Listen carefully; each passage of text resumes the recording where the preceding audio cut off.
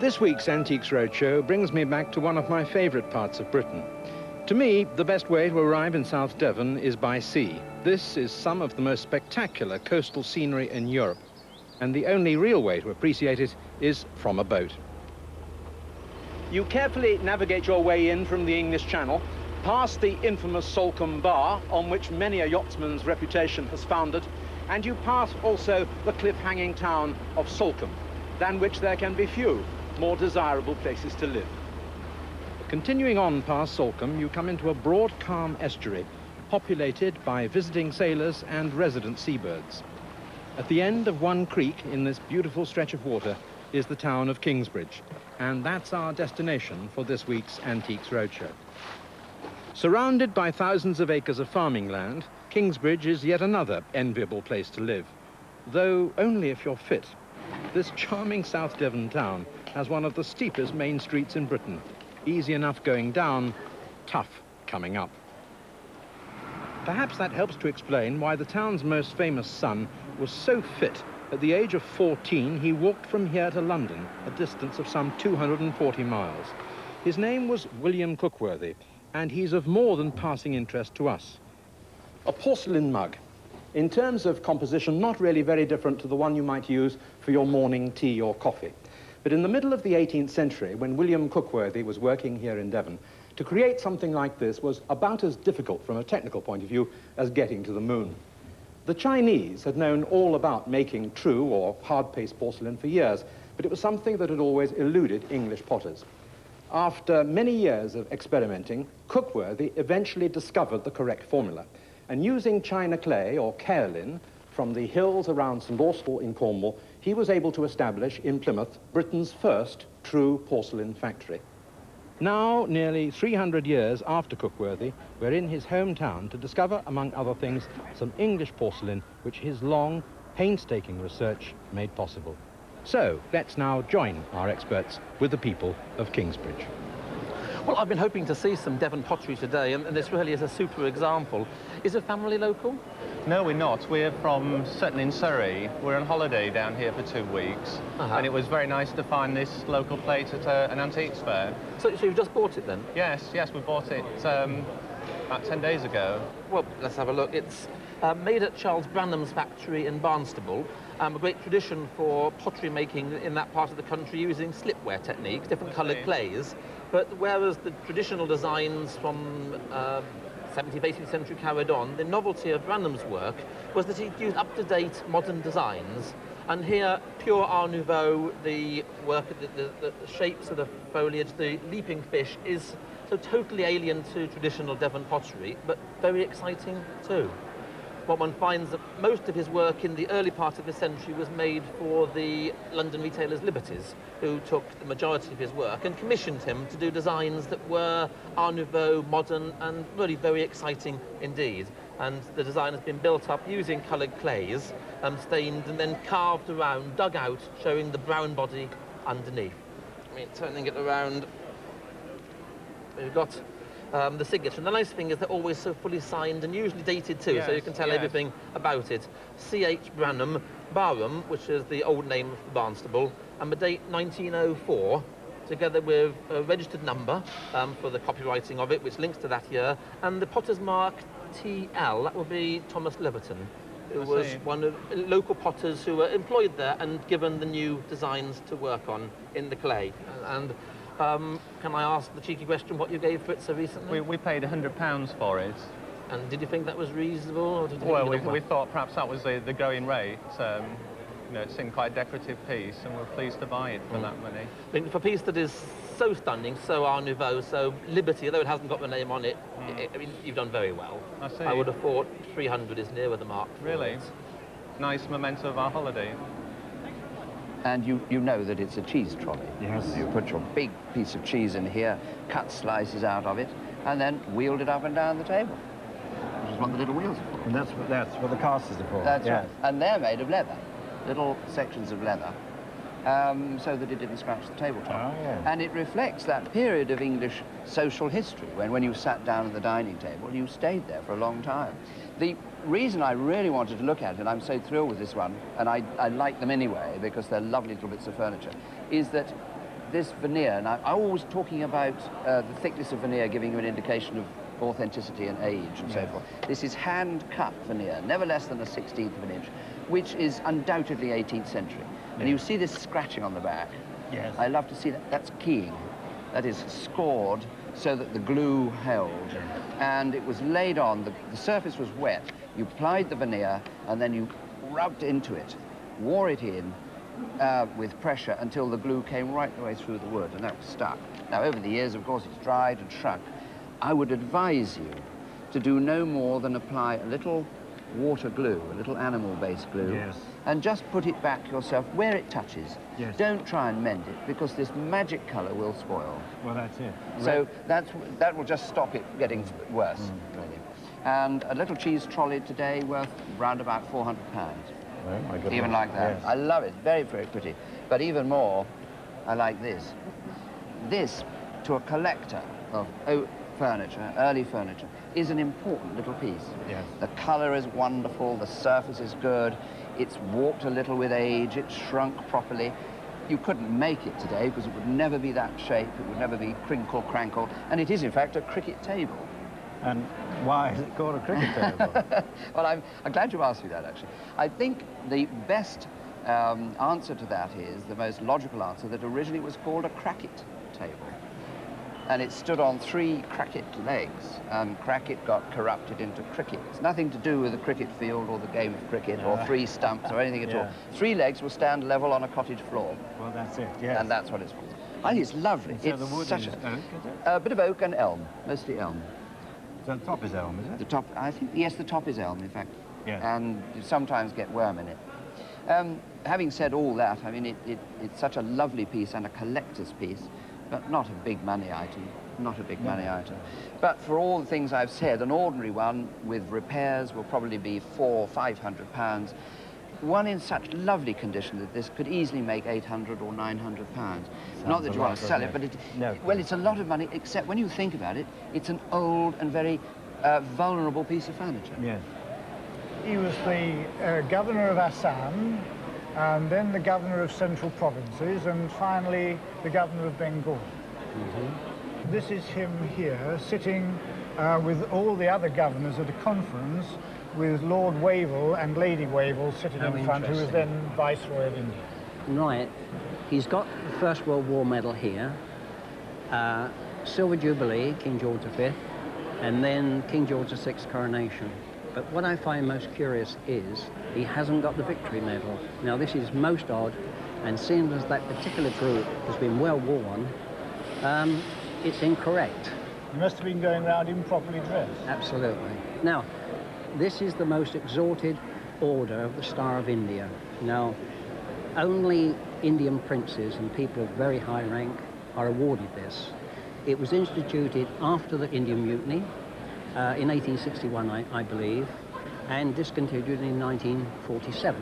What we have here is the neck badge and the sash badge of the Star, set in diamonds with the motto, "Heavens, light our guide."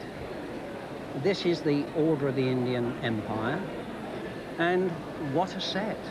Now, for insurance purposes, I think you must treat this one at around about £450.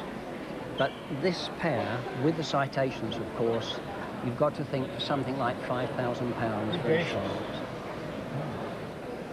Well, where did you get these I was plates? lucky enough to buy them at a car boot sale. What did you pay for them? £3 the pair. I wish I'd been there. These plates here are delightful examples of a very late tradition in Italy called istoriato maiolica. It simply means a story or a scene on a plate, such as this. Although these are more a reflection of the 18th century. The earlier plates would have been classical subjects. But here, you've got these little figures, travellers, ruins on either of these things, both the same sort of typical scene you get.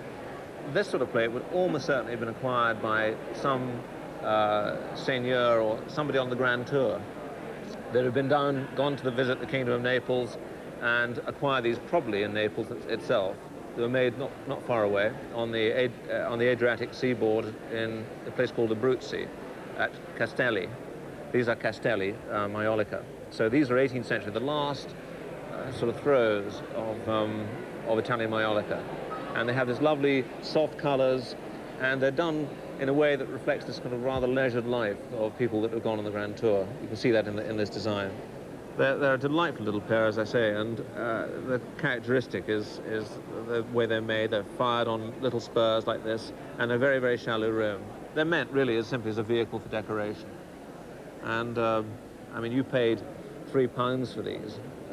Well, I think you'd probably for example, at sale, it realised between £1,500 and £2,000. Really? So, in fact, if you're going to go to a fancy dealer, say in Milan or wherever, you may end up paying the equivalent of, say, £3,000 for them. That would be a dealer's price. That's super. Brilliant. Thank you. It must be nearly 90. Well, it's looking good for 90, isn't it? Not well, he's falling to bits of it. His joints are very loose. Keep him in there. Yeah. Do you keep a pub? No. Well, if No, you not did, at all. this is the sort of thing you might have had in your pub. Yes. Because this is a very early form of cash register or till. And what you did is you put the money in the top, and you can see it works its way down the chute and eventually gets into the drawer in the bottom. Yes. And so if you didn't trust your barman, you knew that all your taking was safe in there. Now, I mean, the money I put in, I expect I've now lost. This is how you earn your money. Have you got the key? No. So that's gone forever. It's a wonderful piece of domestic Victorian commercial machinery. It's as simple as that. Once very common, now extremely rare, because of course they were scrapped with the coming of the cash register. Yes. And so we have something that is representative of a bygone age. It's not spectacularly valuable. No. It's a sort of collector's piece, and I suppose now if one saw one in a shop it would be £400, something like that. Yeah. It's in nice, good condition, original woodwork. It's not really a piece of furniture. It's just a decorative way of keeping the accounts straight. Now what I've got to do is pick this lock and see if I can get my money back. Are you in the queue for silver? No? Yes, that's right. Are you in the queue? No. I suppose the question I'm most frequently asked about the Antiques Roadshow is how on earth do we get all the furniture into the hall? Do you really expect people to come along with a Welsh dresser strapped to their back? Well, the answer, of course, to that is no. What happens is we usually advertise our presence in the local press about 3 weeks before the show takes place, and we say in the advertisement, if you've got items of furniture or perhaps large pictures, do write to us with a photograph and a description, and we'll get along to see you. And then, a few days before the show takes place, one of our experts goes off on what we call the furniture run and makes a selection of things which we then have brought into the hall. But of course, apart from that, everything you see on the programme is entirely spontaneous, with things brought in by the public on the day. One of the easiest ways of telling something is, whether it's English or French, is the way the drawers are constructed. And this beading here, see it there quite clearly, this long strip of beading, quarter moulding, is typically England. Virtually no other country in the world ever uses it. Really? And That's interesting. It is, it's a giveaway, a guaranteed giveaway. The English don't always use locks. The French invariably will put a lock on that drawer. And I'm glad to see that nobody's actually put a lock later on, which is quite common. So it's absolutely typical English, nicely proportioned, beautifully made and lovely craftsmanship in the form of a French bureau plat or writing desk. But this is made much more as a centre table to go in the middle of a room, not for use as a desk at all. Because you've got all this wonderful marquetry here, these English roses, all tied with ribbons here, leading to various armorial trophies here, the sword, the spears, and over here, quiver of arrows and a hunting rifle. Very finely done. This type of marquetry was commonly done by somebody called the Blake family of London, working in Tottenham Court Road of London in the 1840s and 50s. It could be by them. There are known pieces like this that are documented. And that would be very interesting to try and research it further, see if it really is by the Blake family, which would make a nice difference to the way one looks at it, if we actually name it. They never signed these pieces, unfortunately. What I think is, I've seen this before, this type of work, this quality. It's quite rare, but you do see it. What is exceptional is these incredible figures. I mean, this is a sort of an ormolu, as we'd say in England, gilt bronze. but this is silver-plated, which is most extraordinary on a piece of furniture. It's a marvellous piece of sculpture and absolutely pins it down to the 1840s and 50s, the middle of the 19th century, the early part of Queen Victoria's reign. So it's really a rare piece of furniture, and an area that hasn't really been published very much and identified very much. So it needs to be insured, must be insured. It's obviously quite valuable. Any ideas of how much it is worth? Not easy, actually. I don't know, maybe 5,000. I think actually with a bit of luck and with a bit of research, a good auction estimate would be more like £8,000 to £10,000 on it. 5,000 is too low. And if you're going to insure it, it should be more than the auction estimate. Yes. So, you know, over £10,000. Well, this is a particularly beautiful example of micro mosaic. Did you wear it? I have worn it a couple of times, but because it's so lovely, I like to use it almost like a piece of art, and I don't wear it very often. Yes. No. Well, it is a work of art, and the way in which they're made is really remarkable. The School of Mosaics was founded in the Vatican in the 16th century, principally to do the mosaics for St. Peter. And as you know, they're little cubes of glass, and to set them side by side terribly laboriously in cement and then polish it off. And in the very finest examples, which this is, you hardly can see the gap at all between the tiny little tesserae. When you look at it, you can hardly see that it's actually, you know, made from mosaic. It's beautiful. It was fairly uncommon to copy paintings because you had to get this marvellous gradation. Also, it's set in a particularly beautiful mount, very finely granulated gold work, and the mount was probably also made in Rome in the classical period. It has a tiny little mark there. Yes, I can just about see it. And actually what it is, it's a crossed keys, which is the Vatican mark, the crossed keys with the mitre above.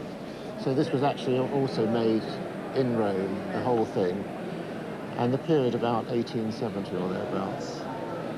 Did you have any idea where? Well, no, when I took it to my local jeweller originally because of the pin, and I'm quite active fan, and I thought I might catch myself, and when he saw it, he said it was a very fine example of its kind. Yeah. He thought it was Dutch, and that's what he said. He wasn't sure, and he said that, you know, maybe one day I'd go. It's very lucky that you didn't actually have that catch-order to a safety catch. No. It's a lovely piece, and you probably have it insured. He valued it then at, for insurance, perhaps £1,500. Well, I think you could easily double that today, if not more. You'd find it very hard to replace a beautiful thing like that. Well, my uncle who gave it to me will be very pleased to hear that. He has been very well, so it'll make his day. A couple of years ago, I saw the most wonderful planetarium. And here's another one. I really didn't think I'd see another one in my lifetime. But here we are, super planetarium. What's it doing here? Where did it come from? Well, the story is that I had seen one of these, or something similar to this, in the Whipple Museum of Science in Cambridge. And a few weeks after that, I was at a talk on antiques in Muswell Hill in the library. This was going back 25 years. And in the interval, the man next to me said, "What sort of antiques are you interested in?" And I said, "Well, I've got very interested in orreries." It was a topic of conversation as much as anything else. And he said, "Well, what on earth is an orrery?" I tried to describe it to him, and he said, "Well, from what you say, I think a friend of mine has got one." So we were sent to a tower block of flats in Tottenham. This was produced, and we bought that with a chair, which he said he'd got from the same house clearance. I must go to more antique lectures. You see, that's the way. That's the way to find things. Great thing. I'd like to have a look in the box first of all, because that sometimes tells you a bit about it. It looks as if it's it is the original box. That's great to have these two names in here. Banks, it says, number 444, Strand, London. Oh, and this is nice here. At the Golden Spectacles, number 441, the Strand. That's wonderful, wonderful. Well, now, Banks was moved to number 441 in the Strand in 1797. And he stayed there until the first quarter of the 19th century until the 1820s. So this can be dated really quite accurately from that.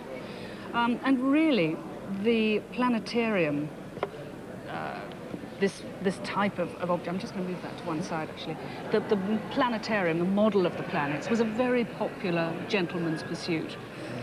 Originally, the first planetarium was used, well, the first one that we know about was commissioned by the Charles Boyer, the 4th Duke of Orrery, who commissioned one from a scientific instrument maker in London, and he gave his name to the planetarium after that. It was always called the Orrery. And here we've got two alternatives. The simple one, if you like, the lunarium, which is showing the moon going round the Earth, and the Earth very gently turning, as it should do. That's the missing moon. That's the missing moon, sorry, yes. That's where the moon should be. Yes. Here's the sun. And then, what's rather nice, I'm going to just have a... Yes, that comes off. And then you can put the bigger version, the version of the solar system, on top. Let's get that one out, put that one down. The version of the solar system isn't quite as complex. It doesn't have the gearing to allow you to rotate all the various planets, but there it is. There it is, going around the sun. It's a lovely planetarium. It is a normal type, though. I suppose if one could say that there is a standard planetarium, this is it. Wooden base, printed paper card on the top here, giving the other details, the signs of the zodiac and the months of the year and so on. The whole thing shouts quality at you. Value-wise, it's a good piece, even though I've sort of run it down and said that it's a standard type. But it is a good piece, and I would say at auction today, we should certainly be talking about £3,000. So insurance-wise, I would have said probably double that. It was a good buy. Can I ask? I paid £10 for it. It was a very good buy. But even so, I mean, it's still going to be worth 150, 200 pounds. Right. Well, this one is because it's Clare's Cliff. Yeah. We thought it wasn't particularly attractive. You're dead right. It isn't particularly attractive. Where did all these come from? Well, originally this young guide, Winnie Cole, was sent by the Salcombe people to this exhibition, and she brought the posters back, and they have been in the guide hut ever since, in a box. Come on, let's have a look at some of them. You have to be very, very careful because of the old paper. It gets a little bit. There's beautiful ones of this buffalo and lions. That's of irrigating currant vines in Australia. Unfortunately damaged down here. These probably date from around 19... If they're the Empire exhibition, they date from around 1924 when we had the Empire exhibition in London, and with the subjects, you see, reaping sugar canes in the West Indies. Is this one of your favourites? Yeah, I like that one. It's really sweet. We've got an interesting collection. I mean, it'll take some time to go through. Yes. Value-wise, the market for posters is pretty good, and the major sale rooms, in fact, have regular yearly sales of posters. On looking at these, of the ones I've seen so far, they're very interesting, and some are after very good artists indeed. Value-wise, though, I would think they're literally worth around £5 to £10 a piece. Is this something you've had locally, a local family? No, it came to us from an aunt who died.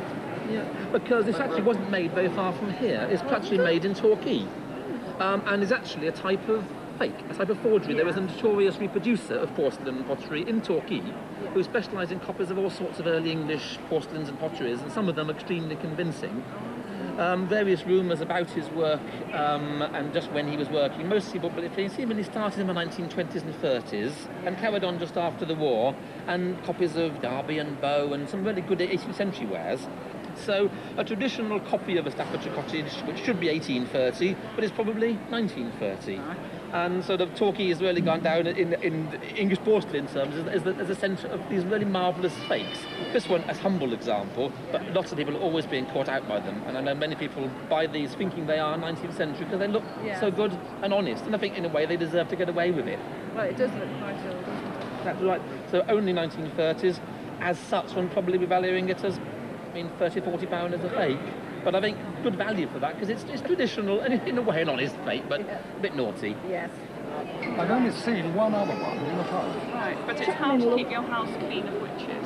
I never knew they were called witches. Where did this come from, Miss Bott? I'm not quite sure. An aunt, I think, brought it back from the east. But whether I know she was in Borneo and around Singapore, and I don't know. I don't really know much about it. I'm sorry. Right. I would have doubts about that story because this is an 18th century Chinese jar and cover. But it came from China, I would think, somewhere in the late 18th, early 19th century. So it wasn't brought back by your aunt. Because when it got to this country, what they did to it was clobber it, as we call it, which is not smash it, which is what you might think. No. It started out purely blue and white. Yeah. And all this coloured decoration has been put on, probably in Staffordshire. This speckled blue ground is called powder blue, and that started in the 17th century.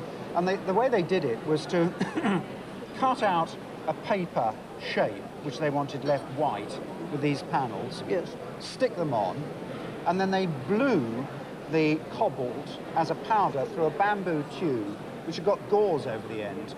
And as they blew it, it came out as tiny little speckles and stuck all over, and it was then glazed and fired. And indeed, that style of powder blue was copied by some of the early English factories. And I have a theory that Miles Mason, who went on to found the Mason's Ironstone firm, started out as a clobberer. Some of the early patterns are very akin to his.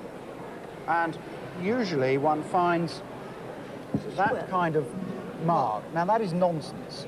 It's supposed to be a Chinese seal mark, but it's total garbage, yes. And in fact, his early marks were very akin to that. So, perhaps, we don't know.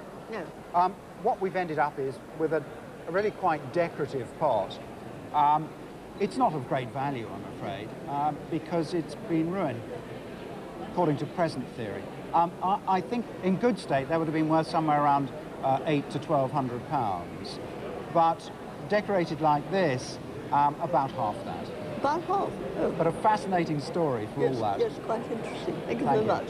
Well, I've been told it's Turkish, but I don't know if that's true. You're absolutely right, it is Turkish. Let's have a look inside. The giveaway really is the bow on the top, and inside we have a lovely example of a triple-cased watch for the Turkish market.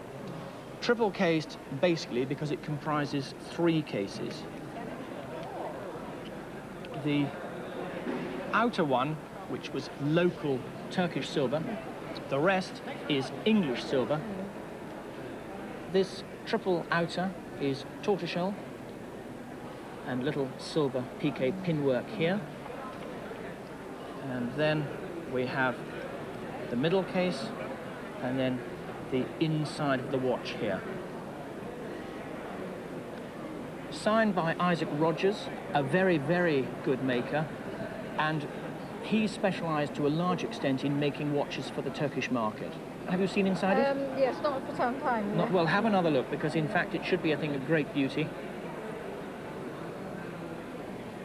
And it is. It's a typical English verge watch. The date, London hallmark, 1784, so quite early, absolutely, just over 200 years old. Lovely, lovely pillars, baluster pillars with little scrolls and engraving to the top. And interesting to note that even the signature of Isaac Rogers is there, but in Turkish script. Oh, is it? Yeah. Even the number is in Turkish numerals. The Turks were very, very impressed by the number of cases, and this protective outer, as I say, locally made, to protect, particularly the tortoiseshell, which is in their hot climate, used to crack up and chip very easily. Yes. Sale room at the moment, good collectors would be very happy to give you between £800 and £1,000 for that, even in that condition. Yes. Thank you very much. I mean, this really sums up everything that William Cookworthy was trying to achieve.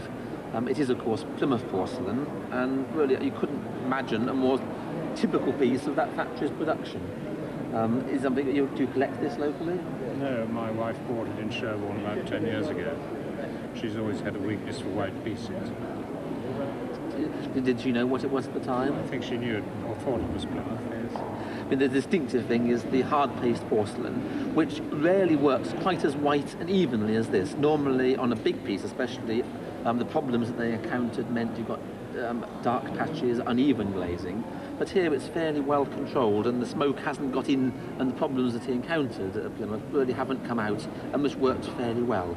A centrepiece for sweetmeat, different sorts of delicacies served on the shells, in the top probably for salt, though everyone argues just how these pieces were used. They certainly sat on a table, and the marine life was a speciality not only of Plymouth but many English factories at that time.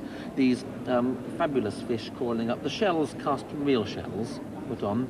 It's quite likely, especially seeing the details here, but it's the work of a modeller, John Toulouse, who came up from Worcester and joined Plymouth and then went to Bristol. He worked previously at Bow, where many shell dishes were made. And that's why there's such a similarity between the ones of a different factory. But instead here, hard-paste porcelain, very much more intense. The body really does feel sharp to the touch, doesn't it? It really is, just unlike any other English porcelain.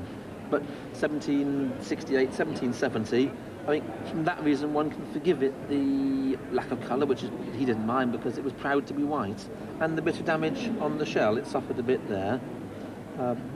Value, I suppose, is going to be now, with the damage, £1,200, £1,500. Really? Did you know what nationality it is? Well, I guessed it was French. Yeah. My father had a small collection of French furniture, and which he's left me, my parents. But that I know. That's all I know. Right. Nothing more than that. Well, the lots of confirmation, but what's interesting about it, it's very high-chested here. Yeah. And that's often the sign of German manufacturers. And a lot of German makers went to Paris around in the 18th century and also in the 19th century. So I would date this around 1880, 1885. Right. The style is very much derivative of the 18th century, which is perfectly normal and common for this end of 19th century period. The marble top, the serpentine marble top of this brecciated marble, nice quality, very much in the 18th century manner of 1750. Right. Yeah. And the decoration, do you know what it's called, the decoration? To be quite frank, I don't. No. It's an imitation of some work done by some brothers called the Martin brothers, and it's known as Verni Martin, or Martin's polish, if you like. Right. I mean, the painting of this is superb. We know very little about the people who did it. And this is timber, this is solid wood. It's solid wood, yes. It's been lacquered and then painted. Well, I was rather concerned about these cracks appearing. I don't know if that's detracting from the value or whatever, but under this strung light, they seem to be more enhanced. To be quite frank, I haven't noticed them that much up till now. Is that a problem? No, not at all. No? Because the cracking, or the craquelure, as the painting chaps would call it, is intentional. It's part of the original concept and design. Right. To give it an antique look. I mean, it is an antique now, but when it was made, it was trying to look like something earlier. And the varnish on old paintings cracked, unlike a coachwork or leatherwork, you've seen it painted and varnished. And it cracks in this way. It's a good piece of furniture, very well made, wonderful quality ormolu mounts, or gilt bronze mounts. Mm-hmm. I hope I haven't disappointed you telling it. Not at all. I mean, it was left in a legacy, so I'm quite happy, and it will stay in the family. But it could have been an ordinary piece of 18th century furniture, but it's a very good piece of 19th century furniture. So it's an important piece in its own right. So there's nothing to worry about from that. And you haven't got to guess at the value at all. £2,000-3,000? That's a 20-year-old price. I think now something like this would make, well, I'd certainly think at auction you would estimate £6,000 to £8,000 on it. 6 to 8? Yeah. So you've got to insure it for over £10,000. Oh, that's nice. It's not a bad price for a 100-year-old piece of furniture. That's right. Oh, very good. The Roly-Polar Bear is wonderful, isn't he? He's sort of weighted so that he stands up. I love his face, I must admit. It's a gorgeous little Yes. face. Yes. Lovely little Obviously lost some stuffing, so he's a little bit lopsided. Yes. Got his head at a bit of a skew with, hasn't he? His bi-stipe is a good... Oh, is he? Oh, yes, he is. I know I noticed he got a button in his ear, Yeah. but I didn't know what it was. If you look very closely, it does say stipe on it. And that is, I would have thought about 1915, 1920. That would tie in. My mother was born in 1908, and it's her. Good. Yes, that would tie in.